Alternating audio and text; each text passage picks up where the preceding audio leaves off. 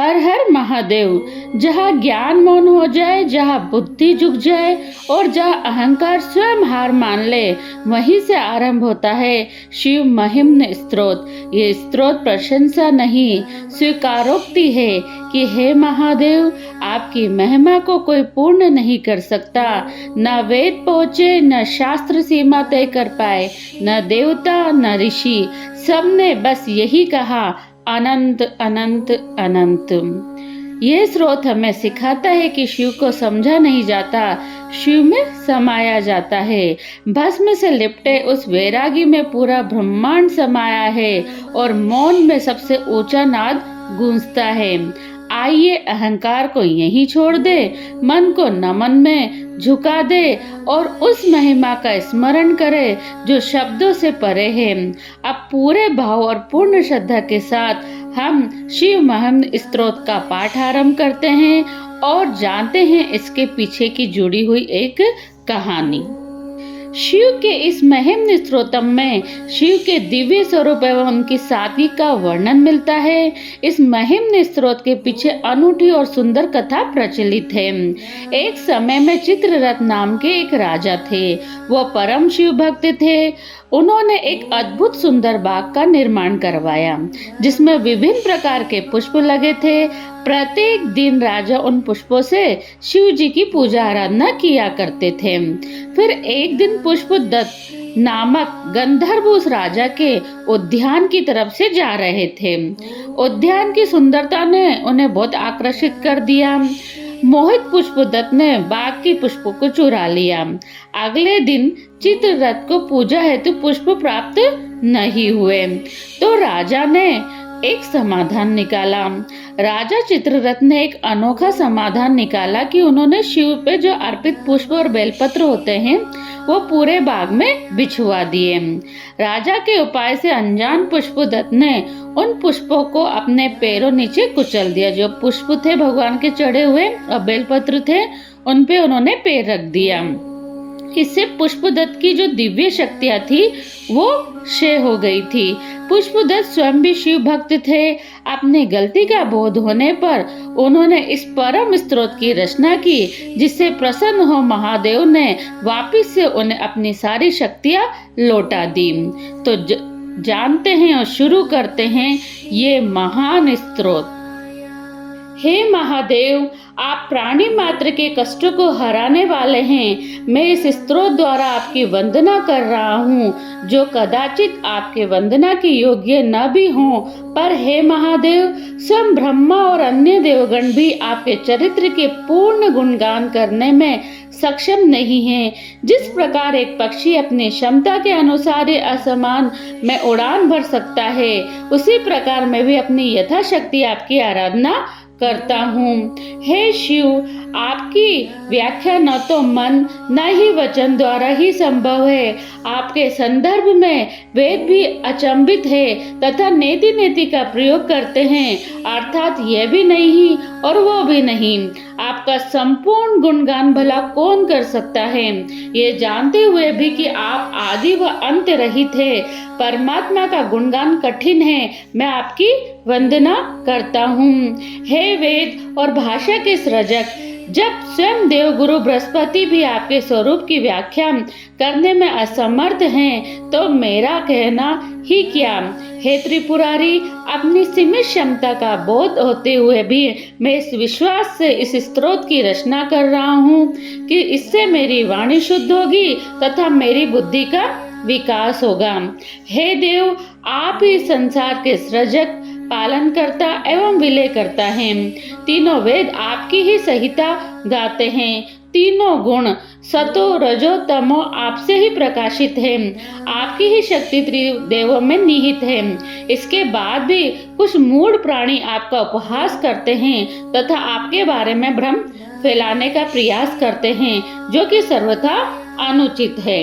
हे महादेव, वो मूढ़ प्राणी जो स्वयं ही भ्रमित है, इस प्रकार के तर्क वितर्क द्वारा आपके अस्तित्व को चुनौती देते की कोशिश करते हैं। वे कहते हैं कि अगर कोई परम पुरुष है तो उसके क्या गुण हैं, वह कैसा दिखता है, उसके क्या साधन हैं, वो इस सृष्टि को किस प्रकार धारण करते हैं। ये प्रश्न वास्तव में भ्रामक मात्र है।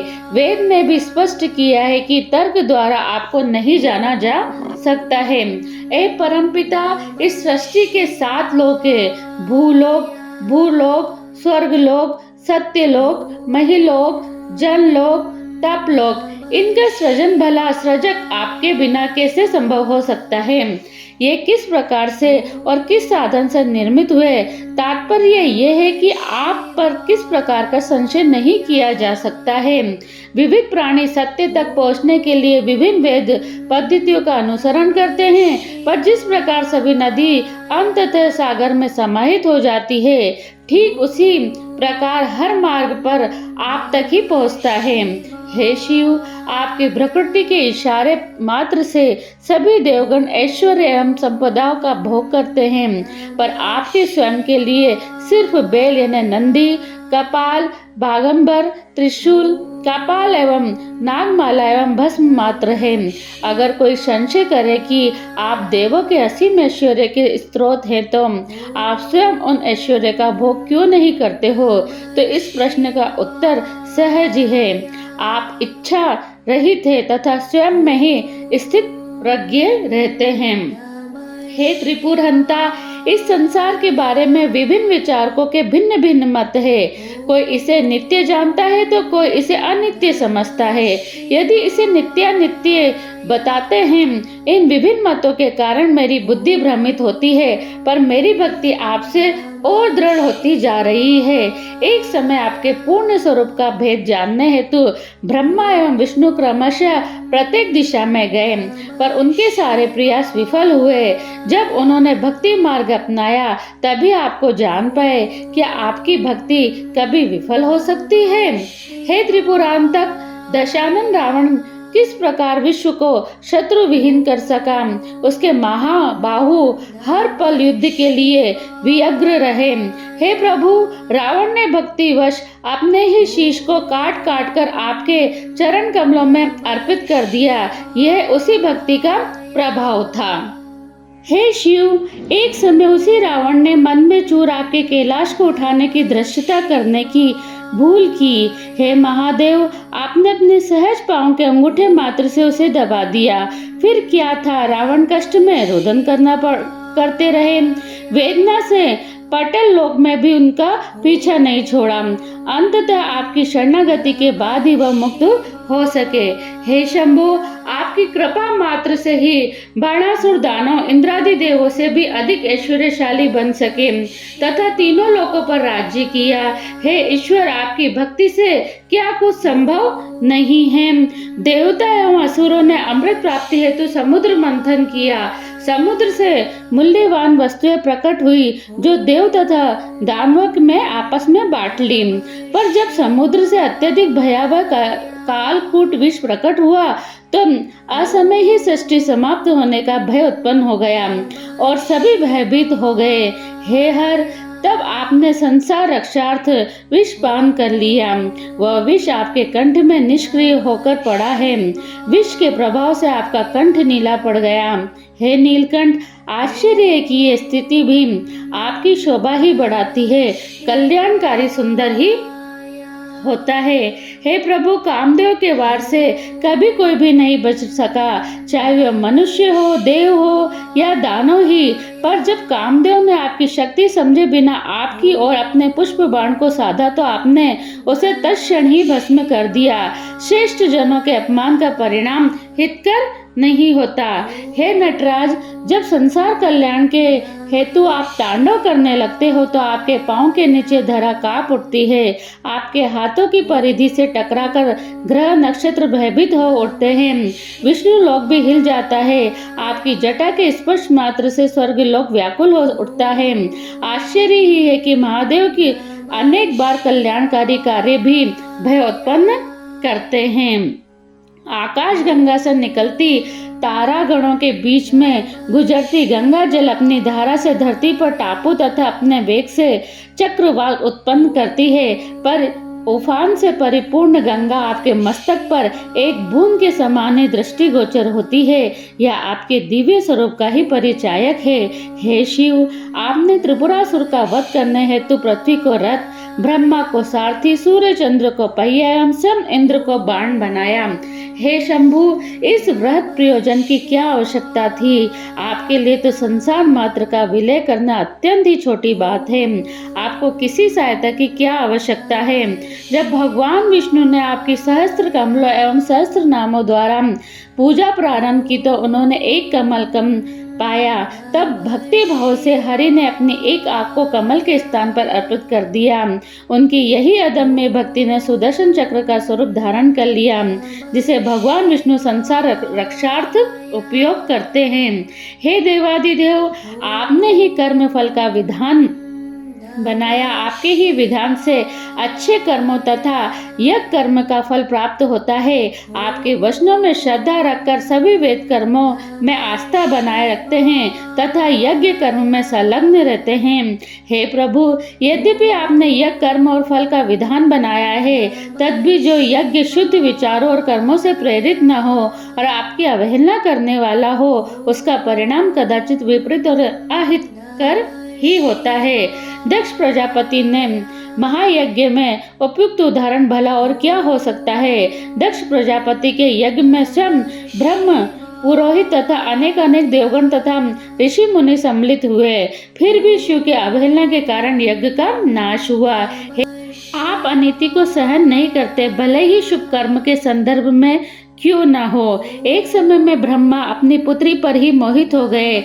जब उनकी पुत्री ने हिरणी का स्वरूप धारण कर भागने की कोशिश की तो कामतुर ब्रह्मा ने भी हिरण भेष में उनका पीछा करने लगे। हे शंकर, तब आपने व्याघ्र स्वरूप में धनुष बाण लेकर ब्रह्मा और को कूच कर दिया था। आपके रौद्र रूप में भयभीत ब्रह्मा आकाश दिशा की ओर भाग निकले तथा आज भी आपसे भयभीत हैं। आज तक मतलब आपसे भयभीत है। योगेश्वर, जब आपने माता पार्वती को अपनी सहधर्मिणी बनाया तो उनके आपके योग्य होने पर शंका उत्पन्न हुई। यह शंका निर्मूल ही थी, क्योंकि जब स्वयं कामदेव ने आप पर अपना प्रभाव दिखलाने की कोशिश की तो आपने काम को जलाकर नष्ट कर दिया था। हे भोलेनाथ, आप शमशान में रमण करते हैं, भूत प्रेत आपकी संगी होते हैं, आप चिता भस्म का लेप करते हैं तथा मुंड माल धारण करते हैं। यह सारे गुण ही अशुभ एवं भयानक जान पड़ते हैं। तब भी हे शमशान निवासी, आपके भक्तों को आप इस स्वरूप में भी शुभ कार्य एवं आनंददायी ही प्रतीत होते हैं, क्योंकि हे शंकर, आप मनवांछित फल प्रदान करने में तनिक भी विलंब नहीं करते हैं। हे योगीराज, मनुष्य नाना प्रकार की योग्य पद्धति को अपनाते हैं, जैसे कि सांस पर नियंत्रण, उपवास, ध्यान इत्यादि। इन योग क्रियाओं द्वारा वो जिस आनंद, जिस सुख को प्राप्त करते हैं, वो वास्तव में आप ही है। हे महादेव, हे शिव, आप ही सूर्य, चंद्र, धरती, आकाश, अग्नि, जल एवं वायु हैं। आप ही आत्मा भी हैं। हे देव, मुझे ऐसा कुछ भी ज्ञात नहीं जो आप न हो। हे सर्वस्व, ओम 3 तत्वों से बना है, अ, उ, मम, जो 3 वेदों ऋग, साम, यजु, 3 अवस्था जागृत, स्वप्न, सुषिप्त, 3 लोकों, तीनों कालों, 3 गुणों तथा त्रिदेवों को इंगित करता है। हे ओमकार, आप ही इस त्रिगुण, त्रिकाल, त्रिदेव, त्रिअवस्था और त्रिवेद के समागम हैं। हे शिव, वेद एवं देवगण आपकी इन 8 नामों से वंदना करते हैं। भव, सर्व, रुद्र, पशुपति, उग्र, महादेव, भीम एवं ईशान। हे शंभु, मैं भी आपकी इन नामों से स्तुति करता हूँ या करती हूँ। हे त्रिलोचन, आप अत्यधिक दूर हैं और अत्यंत पास भी। आप महाविशाल भी हैं तथा परम सूक्ष्म भी। आप श्रेष्ठ भी हैं तथा कनिष्ठ भी। आप ही सभी कुछ है, साथ ही आप सभी कुछ से परे भी हैं। हे भव, मैं आपको रजोगुण से युक्त सृजन करता जानकर आपका नमन करता हूँ। हे हर, मैं आपको तामस गुण से युक्त विलय करता मान आपका नमन करता हूँ। हे मृड, आप सतो गुण से व्याप्त सभी का पालन करने वाले हैं, आपको नमस्कार है। आप ही ब्रह्मा विष्णु एवं महेश है। हे परमात्मा, मैं आपको इन 3 गुणों से परे जानकर शिव रूप में नमस्कार करता हूँ। हे शिव, आप गुणातीत है और आपका विस्तार नित बढ़ता ही जाता है। अपनी सीमित क्षमता से मैं कैसे आपकी वंदना कर सकता हूँ, पर भक्ति से ये दूरी मिट जाती है तथा मैं आपने कर कमलों में अपनी स्तुति प्रस्तुत करता हूँ। हे शिव, यदि नीले पर्वत को समुद्र में मिलाकर स्याही तैयार की जाए, देवता के उद्यान के वृक्ष की शाखाओं को लेखनी बनाया जाए और पृथ्वी को कागज बनाकर भगवती शारदा देवी अर्थात सरस्वती देवी अनंत काल तक लिखती रहे, तब भी हे प्रभु, आपके गुणों का संपूर्ण विख्यान संभव नहीं हो सकता। इस स्रोत की रचना पुष्पदत्त गंधर्व ने चंद्रमौलेश्वर शिव के गुणगान के लिए की है, जो गुणातीत है। जो भी इस स्रोत का शुद्ध मन से नित्य पाठ करते हैं, वह जीवन काल में विभिन्न ऐश्वर्य का भोग करते हैं तथा अंततः शिव धाम को प्राप्त करते हैं तथा शिव तुल्य हो जाते हैं। महेश से श्रेष्ठ कोई देव नहीं, महिम स्त्रोत से श्रेष्ठ कोई स्त्रोत नहीं, ओम से बढ़कर कोई मंत्र नहीं तथा गुरु से ऊपर कोई सत्य नहीं। दान, यज्ञ, ज्ञान एवं त्याग इत्यादि सत्कर्म इस स्रोत के पाठ के 16वें अंश के बराबर भी फल नहीं प्रदान करते हैं। कुसुमदत्त नामक गंधर्वों का राजा चंद्रमौलेश्वर शिव जी का परम भक्त थे।